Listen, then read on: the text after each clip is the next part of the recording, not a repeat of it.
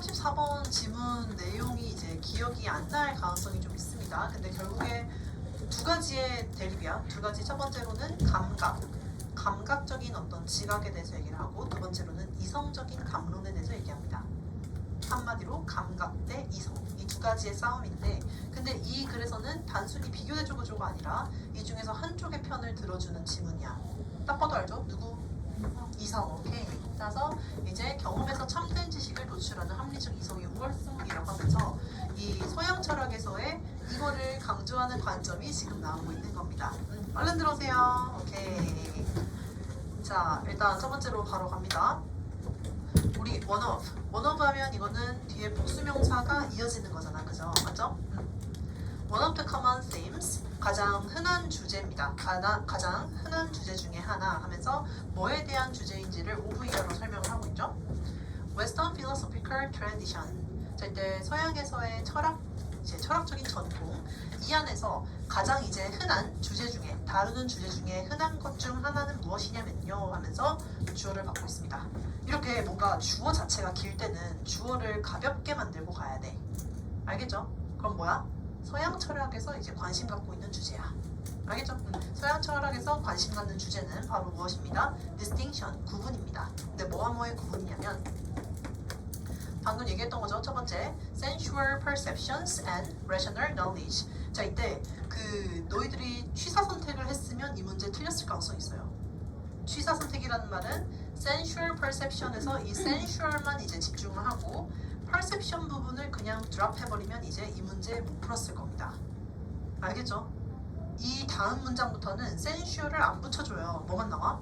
perception만 나와. 근데 우리는 암묵적으로 동의가 된 겁니다. 첫 번째 문장에서 sensual perception이라고 언급했기 때문에 이 다음에 이어지는 perception은 전부 다 뭐야? 감각이야 라고 하는 거를 내포하고 있는 거예요. 알겠죠? 그게 조금 까다로웠을 거고. 자, 그 다음에 rational knowledge, 어떤 합리적인, 이성적인 지식이라고 했을 때 이때 말하는 지식도 이제 rational이 떨어지더라도 뒤에서는 이거는 이성에 관한 영역이구나 라고 봐야 된다는 거죠. 알겠죠? 근데 가장 중요했던 건 얘입니다. 예. 자, 정리 한번 하자면요. 서양 철학에서 가장 관심 있었던 주제 중에 하나, 이 감각 대 이성인 거죠. 감각 대 이성. 이거를 정리하고 가겠습니다. 감각 대 이성. 자, 그래서 이렇게 두 가지를 대조를 하고 있다라고 하는 맥락이 지금 전개가 된 거고요. 자, 그러면서 서양 철학이라고 했으니까 가장 대표적인 인물이 등장하는 거죠. Since Plato. 이제 플라톤 이후에, 플라톤 모르는 사람은 없을 거잖아, 그지? 자, 그 이후에 supremacy. 자, 이게 우월성이죠. 뭐의 우월성? rational reason 하면 합리적인 이성이 되는 거죠. 합리적 이성의 우월성 했으니까 지금 이 이성에다가 플러스로 평가를 하고 있는 겁니다. 아이디어가 붙은 거죠. 맞죠? 합리적 이성의 우월성은요, is based on 뭐를 기반으로 하는 거다? The assertion that 대디아라고 하는 가정을 이제 깔고 가는 겁니다 라는 거죠. 자, 한마디로 이 대디아의 내용을 기반으로 합리적 이성에 대한 우월성이 자리 잡은 거다라는 겁니다. 알겠죠? 그럼 대디아를 보면요, 서포트하는 문장입니다. It is able to. 자, 이때 it to 가주어 진주어로 보면 되겠습니다. 투부정사 이하 하는 것은 가능하다. 자, 뭐 하는 건? extract, 뽑아내는 거죠. 추출하는 거. 무엇을? true knowledge. 자, true knowledge, 우리 아까 위에서 봤네. 이때 knowledge는 감각이야, 이성이야? 이성이라고 우리는 합의를 본 겁니다. 그죠? 자, 따라서 진정한 지식을 뭐로부터? 경험으로부터 도출할 수가 있다라는 겁니다. 자, 이때 우리 경험이라는 단어가 나왔습니다. 경험. 우리 살면서 우리가 마주하는 경험은 객관적이야, 주관적이야? 주관적이죠. 사람마다 본인의 감각으로 외부 환경을 통해서 어떤 인풋들이 들어오는 거잖아, 그지? 따라서 다 주관적일 거다 보니까 여기에서 과연 뭔가 이제 객관화를 할 수가 있을까라고 했을 때 여기서는 가능하다라고 보는 거죠. 알겠죠? 뭔가 주관적일 것 같은 개개인들의 경험, 그 안에서도 뭘 뽑아낼 수가 있다? 이제 진정한 지식을 뽑아낼 수가 있다. 저 지식은 이성의 영역이 된다는 거죠. 알겠죠? 자, 그거에 대해서 조금만 더 디테일하게 설명할게요. 자, A 순서 문제 가능합니다. 자, 순서 문제 컴마까지. as는 무조건 얘가 한 단어 부사로 쓰였든 전치사로 쓰였든 접속사로 쓰였든 무조건 뒤에 거를 부사로 만듭니다. 알겠죠? 자, as the discussion in the republic. 여기서 지금 대문자로 된 거 보니까 고유명사구나 생각하면 될 겁니다. 중요하지 않고요. 얘는 빼버리고. republic에서의 이제 what discussion 담론이죠. 이 담론이 helps to explain 설명을 도와주다시피 한마디로 여기에 잘 나와 있다시피 라는 뜻입니다. 우리한테 필요한 건 아니죠. 그죠? 자, 그러다시피 perception 얘도 지금 싹둑 잘렸죠. perception 뭐다? 감각이다 라는 거를 전제로 깔고 가야 됩니다. 이 감각적인 지각이라고 하는 것은 are inherently unreliable. 자, 여기서 지금 unreliable 마이너스로 표현하고 있죠. 감각이라고 하는 지각, 감각 지각이라고 하는 영역은요, 이 원래가 타고나기를 본능적으로 선천적으로 이제 신뢰할 수가 없는 거다. 자, 그리고 misleading 우리를 잘못 이끈다, 한마디로 오도한다라는 거죠. 둘 다 마이너스네. 어떻게 보면 이 글의 가장 중요한 흉만 우리가 잡았으면 이만큼 쉬운 지문도 없는 거지. 이거 플러스니까 당연히 얘는 마이너스로 잡는 게 당연한 겁니다. 알겠죠? 자, 근데 왜 그럴까요? 라고 했을 때 왜 감각적 지각이라고 하는 게 마이너스로 평가가 되고 있을까요? 라고 했을 때 because the senses are 우리의 감각이라고 하는 것은요 are be subject to 하면 뭐뭐에 취약한 이란 뜻이죠. 뭐뭐에 취약한 뭐에 취약합니다. 여러 가지의 오류라거나 혹은 착각, illusion, 환상 이거는 거짓이죠. 없는 것이고 문제점인 거지, 그지? 이런 것에 취약합니다 라고 하기 때문에 우리는 뭔가 이 이유 자체를 되게 다 흡수할 필요는 없어요. 얘가 마이너스고 얘가 플러스입니다 정도로만 알고 있으면 됩니다. 근데 어휘 문제로 출제가 됐을 때의 경우를 파악해서 주변의 맥락이 플러스인지 마이너스인지 정도는 구별을 해야 돼. 알겠죠? 오케이. 자, 이어서 갑니다. 형광펜 먼저 체크하고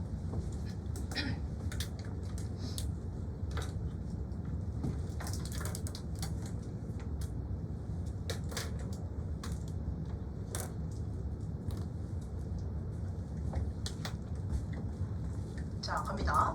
Only the rational discourse. 자, 이제 only라고 하면서 지금 뒤에 원래 only가 뒤에 거를 깎아내린다라고 하기도 하고 정말로 이제 얘만 오로지 얘뿐이라는 강조의 의미로도 쓰입니다. 알겠죠? 지금은 후자인 거죠, 그죠?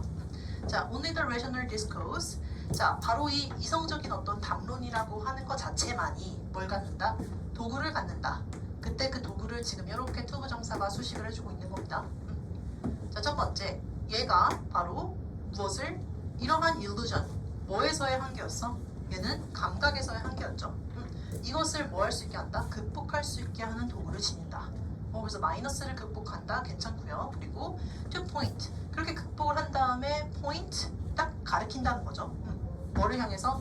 towards true knowledge. 이때 knowledge도 이성적인 지식이었으니까 극복을 한 다음에 정확하게 타겟팅 뭐에다가 이거 다 안 중요해. 얘가 중요한 거야 라고 지식만 콕 집어서 전달할 수가 있는 요소가 바로 무엇이다? 합리적인 담론이다 라는 거죠. 알겠죠? 그래서 이 이성의 영역에 해당하는 게 합리적 담론.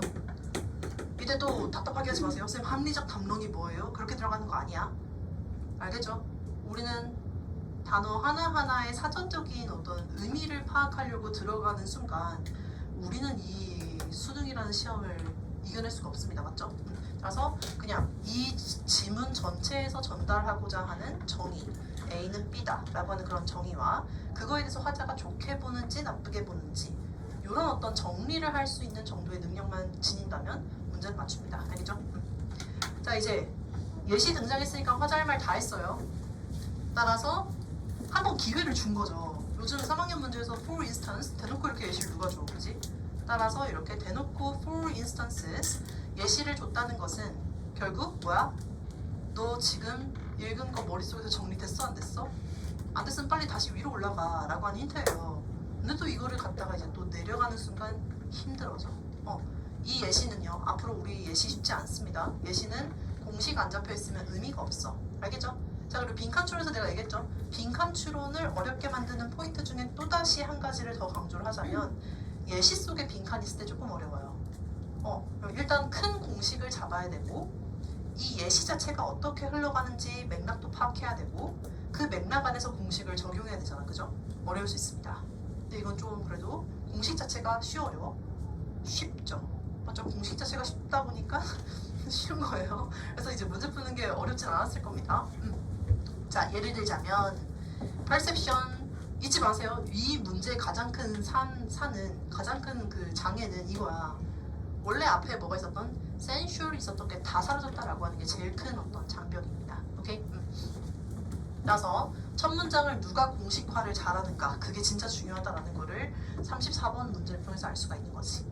이때 perception 이성이야 감각이야? 감각이죠, 그죠? 감각이라고 하는 것은요, suggest 다음과 같은 사항을 제안합니다. 뒷내용이 뭐든지 간에 일단 이 화자는 데디아의 내용을 뭐로 볼까? 마이너스 참된 지식으로 볼까 안 볼까? 안 보겠죠, 맞죠? 자, 데디아 보면 a figure 형체죠. 이때 in the distance 먼 거리에 있는 형체가 되겠습니다. 먼 거리에 있는 형체는요 is similar 미안해요 smaller 자 작대요. 더 작습니다. 뭐보다? than it really is 실제로 그러한 것보다. 우리 밤에 달 뜰 때 달 요만하지 않아? 내 새끼 손톱보다 작을 것 같지 않아? 그죠? 근데 진짜 달 그만해? 그렇게 생각하면 진짜 큰일 나는 거예요. 맞죠? 맞죠? 그래서 이제 실제 달의 사이즈보다 멀리 있는 달은 우리 손톱만 하잖아. 그지? 그런 것처럼 이제 실제로 그러한 것보다 더 작아 보입니다. 오, 이거를 우리가 이미 빠른 친구들, 이 눈치 빠른 친구들은 이미 처리가 된 거죠. 실제로는 이게 맞다 아니다? 아니다. 따라서 이제 감각 정보는 믿을만한 게 못 된다라는 거죠. 자, 그리고 이제 문법적으로 하나만 얘기하자면 이때 is 다음에 나온 거는 small이죠. 실제로 이제 실제로 뭔가 small 뭐랄까 작다라고 평가를 할 수 있는 정도보다 이제 이때 is는 대동사가 아니구나. 이때 small로 보면 안 되겠죠. 실제로는 정보가 실제로는 지식이 작다야 작지 않다야 작지 않다를 전달하고 싶은 거다 보니까 실제로 그러하다. 실제로 그러하다는 것은 크기가 어떠어떠하다 라고 하는 상태 동사를 받았다라고 봅시다. 알겠죠? 그래서 실제로 그러한 상태보다 더 작게 보인다. 근데 이거는 우리의 감각적인 오류가 되는 거고요. 자, 근데 이렇게 감각으로 끝나면 돼? 안 돼? 안 되죠. 이성으로 돌아와야 돼. 맞죠? 따라서 yet. 일단 한번 뒤집을게요. 어플리케이션이라고 하면 적용이죠. 그죠? 자, 여기에서 화자가 좋아하는 플러스 포인트 logical reasoning이 등장했습니다. 자, 이러한 논리적인 어떤 추론, 논리적인 추론의 적용. 이 적용은요, will reveal 이제 드러냅니다. 무엇을? 데디아를 보여줄 겁니다. 라는 거죠. 자, 데디아 보면 that the figure 그 형체는요, only appears small. 자, 그것은 이제 작게 보이는 거다. 근데 뭐 때문에? Because 그것은 it obeys. 자, 그것이 이제 따랐기 때문에 무엇을? 어떤 기하학적인 원근법을 그 원근법의 규칙을 따랐기 때문입니다. 라는 거죠. 알겠죠? 한마디로 이거 진짜 작아서 그런 거 아니야. 원래 원근법이라고 하는 것 때문에 그래서 이제 작게 보이는 것 뿐이야. 라는 거죠. 이해되죠? 자, 근데 이 데디아의 내용을 촘촘히 이해한다는 게 중요한 게 아니라 결국 이 문장에서 하고 싶은 말은 뭐? 논리적인 추론을 했을 때 그거 진짜로 작은 거야 아니야? 진짜 작은 거 아니야. 근데 그게 왜 그런 거냐면 이러이러해서 이러이러한 거야 라는 식으로 true knowledge 참된 지식을 전달하고 있다는 거죠. 알겠죠? 근데 우리 빈칸 여기 있지 않았죠? 빈칸은 여기 C에 있었습니다. C. 그래서 아마 좀 더 어렵지 않았을까. 마지막 갑니다.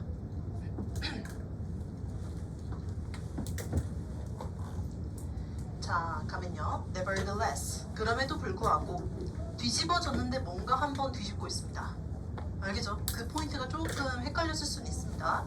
자, if and after. 근데 항상 우리 쓰레기 뭐하고 걷어내고 쓰레기 걷어낸 다음에 가장 중요한 핵심만 보려고 하는 그런 자세가 중요한 겁니다.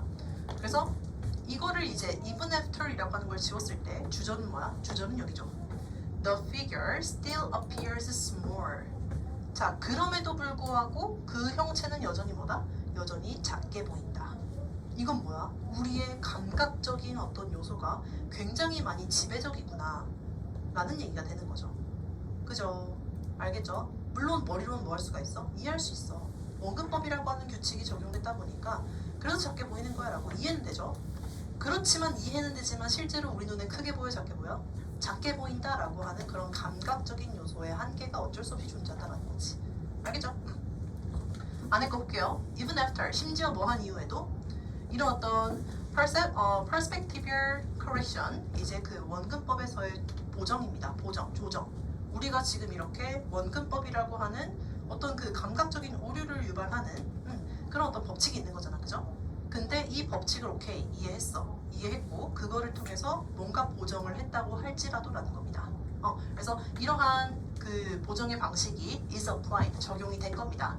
적용이 됐고요. 그 적용을 통해서 reason, 우리의 이성은 다음과 같이 결론을 내렸어요. 뭐라고? perception. 이 perception 감각 영역입니다. 맞죠? 이 perception이라고 하는 것은 뭐하다? misleading. 여전히 문제가 있다. 원래 감각이라고 하는 거는 문제가 있는 거야 라는 식으로 확정된 결론을 낸다고 할지라도 우리가 이렇게 볼 수밖에 없는 것은 어쩔 수가 없는 영역입니다 라는 거지. 이성적으로 사고할 수 있다고 해가지고 갑자기 그거를 작게 보던 거를 크게 볼 수가 있다거나 그런 건 아니라는 겁니다. 이해되죠? 자, 그리고 근데도 이제 여기까지가 중요하지 않았던 이유는 결국 결론 우리의 빈칸 여기였으니까. 알겠죠? 자, 마지막만 그 요약된 것만 잘 보면 됩니다. The truth of the matter, 그 문제의 진실 잊지 마세요. 이 진실이라고 하는 것은 감각이야 이성이야? 이성입니다. 이성이기 때문에 우리는 이성과 연결된 아이디어만 찾으면 돼. 알겠죠? 이성과 연결된 아이디어만 찾으면 돼. 이 화자는 이성을 어떻게 봤어? 참된 지식을 추구할 수가 있는 유일한 도구라고 봤습니다. 맞죠? 자, 따라서 이 어떤 문제의 진실이라고 하는 것은 is revealed not in, 이제 드러나는 건데요. not in but in.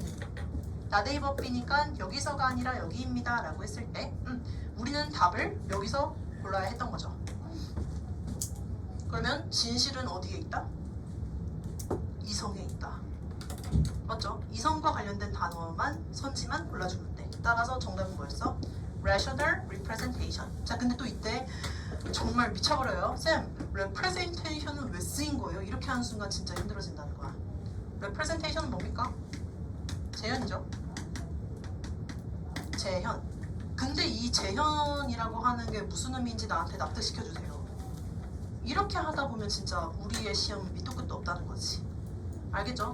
자, 그러다 보니까 우리의 키워드는 뭐? 우리의 키워드는 이성, 합리적 담론 이거야. 그것과 가장 유사한 것을 고른 친구들이 이제 정답으로 간다는 거지. 근데 이제 여기 너무너무 그냥 떠먹여주는 단어가 있음에도 불구하고 이건 왜 쓰인 거예요? 나 내용을 모르겠는데요? 이렇게 접근하는 순간 답 1등을 받을 수가 없다. 알겠죠? 오케이. 자, 그래서 not in 보겠습니다. 자, 이것은 또 나왔죠? 이거 아까 그냥 초반에 나왔던 거 대놓고 또 쓰는 겁니다. perception. perception 감각이야 이성이야? 감각이죠. 그래서 이제 형체에 있어서의 어떤 감각적 지각에 있는 게 아니라 진실은 어디에 있다? rational, 이성적인 그런 재현의 부분에 있는 겁니다 라는 거예요. 이때 말한 재현이라고 하는 것은 우리가 따라서 계산할 수가 있잖아. 얼만큼 멀리 있을 때 어느 정도 큰 것이다 라는 식으로 실제로 재현한다면 어떤 식으로 이제 우리가 크기를 더 키울 수가 있는 걸까 라는 식으로 했을 때 그래서 우리가 이성적으로 그거를 반영해서 우리의 현실에 우리의 감각이 직접 느낄 수가 있게 뭐하면 눈앞에 딱 재현해 놓으면 그것이야말로 진정한 참된 진실이다라는 거지. 어렵죠? 어렵게 들어가려고 하지 마세요. 알겠지? 이 글은 되게 단순한 지문입니다. 오케이? 알겠죠? 카트 질문 있는 사람.